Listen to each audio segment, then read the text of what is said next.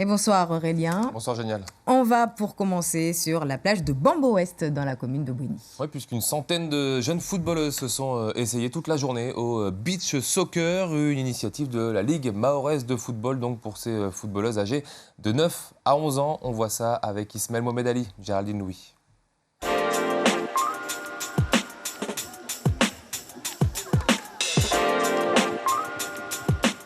Droit au but pour 22 équipes féminines réparties sur 3 terrains de beach soccer à la plage de Bambo-Ouest pour l'événement. À elles de jouer. J'aime le foot parce qu'on peut s'amuser et c'est facile à taper le ballon et c'est comme du sport. J'aime le ballon parce que j'aime bien le foot et c'est facile de taper le ballon avec le pied et parfois on gagne des buts. Les championnes en herbe ont entre 9 et 11 ans. Elles viennent de partout de Mayotte. Quelques-unes n'ont pas encore de licence, d'autres découvrent pour la première fois le football sur le sable. C'est la deuxième fois que je joue au football. J'aime bien et c'est la première fois que je suis dans le sable et c'est doux. Un pur moment de régal. Balle au pied.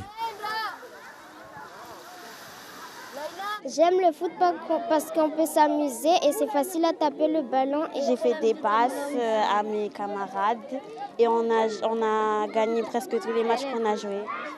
Sur 14 500 licenciés de football à Mayotte, 1500 sont des femmes. Une pratique du football féminin qui petit à petit se démocratise et débute dès le plus jeune âge. On a décidé aujourd'hui de regrouper tous ces jeunes sur cette plage justement pour avoir un côté ludique, un côté de partage avec tous ces clubs qui arrivent dans toute l'île. Le dispositif à elles de jouer existe à Mayotte depuis 2021. L'idée en fait c'est de réunir toutes les filles, parce qu'elles jouent que dans ces catégories en mixité, de réunir toutes les filles sur une journée exclusivement féminine pour les réunir et surtout pour faire découvrir la pratique du football sur toutes ses formes. On va lancer le futsal au mois d'août avec les U13. Donner, recevoir, partager et transmettre le ballon du savoir. Comment ne pas croire que le football est une école de la vie? Et en R1, Aurélien, Bandrélé et Cavani ont fait match nul, un but partout en clôture de la deuxième journée du championnat. Ouais, c'était cet après-midi. Samedi, dans le derby du Nord, c'est Abeille qui l'a emporté 2-1 face à Msahara. Deuxième victoire de rang pour Samboro. Même bilan pour Kanikeli qui reste leader après son deuxième succès, cette fois sur le score de 4-1 face à Foudre 2000. L'autre équipe à 6 points, c'est Kaweni, vainqueur d'Antéou 2-0. Rosador est battu par Jumeaux 1-0, FCM bat Combani 3-0, FCM où l'on retrouve toujours dans les buts Bouillas, l'un des sportifs mahorais les plus titrés, avec notamment Henri de Vautour ou encore Soldat de l'ASC Tsingoni. On retrouve également un autre phénomène, Wababa. Lui parvient à accumuler les titres dans plusieurs disciplines, notamment le volley sous les couleurs de Zanfi Domsamboro. C'est là où on l'a retrouvé, portrait sur des images de JD Maolida. C'est l'un des plus grands sportifs mahorais actuels, Wababa, l'un des rares à évoluer dans plusieurs disciplines et à y être déterminant. Avec BCM, à l'intérieur, Wababa est une référence dans le championnat mahorais. À Zanfi, la recette est la même, surtout quand en face, il retrouve son village de Msapéré. Les coachs aussi me permettent de le faire parce que je ne pourrais pas m'entraîner tout durant la semaine. Mais il y a des coachs, ils veulent juste pour le match, donc je suis là pour les matchs. Je suis en mission, je suis un mercenaire, je vais en mission. Licencié cette année dans 3 disciplines et en autogestion, le garçon n'est jamais rassasié, en recherche perpétuelle de victoire. Il répond à tous les rendez-vous avec les grands matchs contre VCM où il est toujours présent. Une nouvelle fois déterminant pour permettre aux siens de l'emporter au bout du suspense 3-7-2. Tout ça, comme souvent, sous les yeux de son papa. Je participe, je les encourage. Moi, je jouais le volley et le foot. Je n'ai jamais joué le basket. Je n'arrive même pas à mettre un panier C'est comme ça, là. Wababa n'en a pas encore terminé avec sa saison sous les couleurs de Zanfi. L'objectif, c'est de faire le doublé et d'aller faire le meilleur tournoi sur la Supercoupe fédérale qui se déroulera à La Réunion. Après, il se murmure qu'il intégrera l'effectif du FC Msapéré pour prétendre à une place dans le milieu de terrain des Rouges.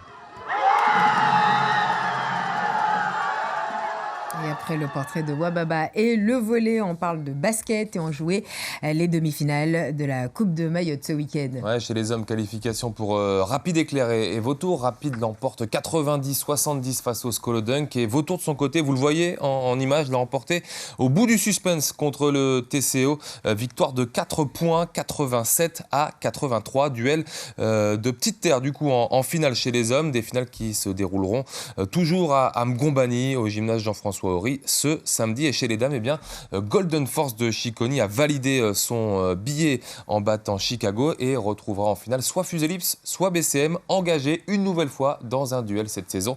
Résumé de la rencontre, Ismaël Mohamed Ali, Jaidi Maoulida.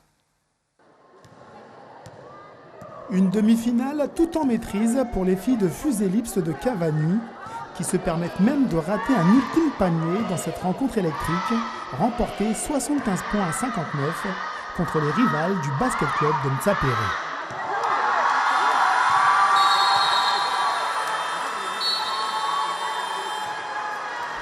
On savait à quoi s'attendre, c'est souvent dur physiquement, donc on a vraiment appuyé là-dessus. Et puis voilà, on a déroulé petit à petit et surtout défensivement, on a su les tenir. Et donc du coup, ça a fait l'affaire et aujourd'hui, on est en finale. Au début, nous avons bien entamé le match. On était au coude à coude. Donc à un moment, nous avons lâché parce que nous avons beaucoup contesté l'arbitrage. Donc je pense qu'au lieu de se focaliser sur le match, nous nous sommes focalisés sur l'arbitrage.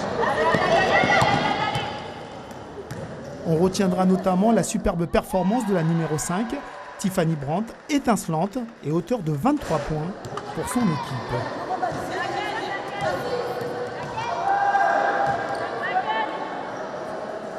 BCA va rien lâcher et ça on le savait, on le sait, on a joué 6 fois contre elle cette année. C'est pas pour rien si elles sont en demi-finale aussi. Par contre nous on a gagné, on a la victoire et là on est ultra heureux.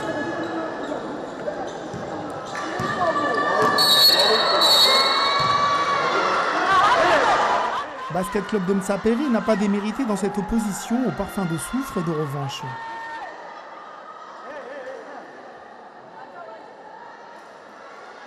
Sommet physique et de frustration où l'arbitre a été énormément sollicité. C'est des arbitres et ils font des erreurs comme les joueuses. Maintenant, moi, ce que je cautionne pas, c'est la sécurité des joueuses. Donc quand ça sort du basket, ça devient compliqué d'assurer et puis ça peut se finir dangereusement ou avec des bagarres. Mais tout ça, ça doit être cadré par les arbitres. Donc, je ne sais pas si je peux parler de mauvais arbitrage ou de bon. En tout cas, nous avons estimé avoir été un peu lésés. En tout cas, dès le début du match, à la fin un peu moins. Après le titre de championne de Mayotte, Fuselips de Cavani prend une nouvelle fois le dessus dans ce derby de Mamoudzou. Qualifié pour la finale programmée le 3 juin prochain contre Golden Force de Chiconi, Fuselips tentera de rentrer dans l'histoire en visant un 3e titre. Et on finit avec du handball et le coup d'envoi des finalités de championnat de France. Et pour représenter Mayotte, l'ASC Tsingoni chez les hommes comme chez les dames, engagés dans une poule à 2 équipes. Oui, exact. Ça commence par une super nouvelle d'ailleurs, géniale, puisque les filles de Badi Ouabdou viennent de s'imposer à l'instant au bout du suspense 29-28 face aux Guadeloupéennes de l'Étoile. Les hommes jouent en ce moment même là, face aux Réunionnais de la Cressonnière. À la mi-temps, les Réunionnais menaient 20-12. Et puis ce week-end, c'est également terminé pour le handball mahorais, les intercomités. Ça, c'est une compétition pour les jeunes et que ce soit chez les filles ou chez les garçons, eh bien Mayotte termine 14e dans les 2 tableaux. Merci beaucoup Aurélien pour cette page sport. Et voilà.